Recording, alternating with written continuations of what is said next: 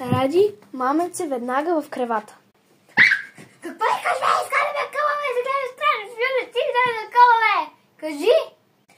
Не, момченцето ми няма такива номерца. Това дистанционно ти го конфискувам и ми говориш право в очите. Ти, тез фулмиянчета, какво ще ми ги гледаш така? Ти за кой ще помисли? Искаш да стигна до оръжието ми ли?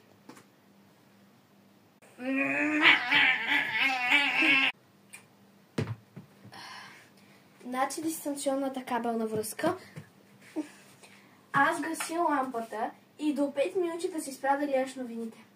Монархинята. Там какво гледаш? Айде.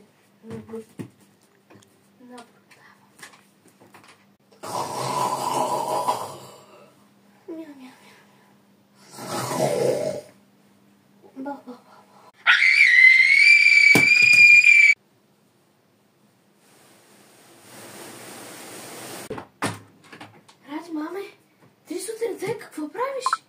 Ти май не получи твоето предупреждение. Добре, но явно предупреждението не е достатъчно. Мама, действие в сила!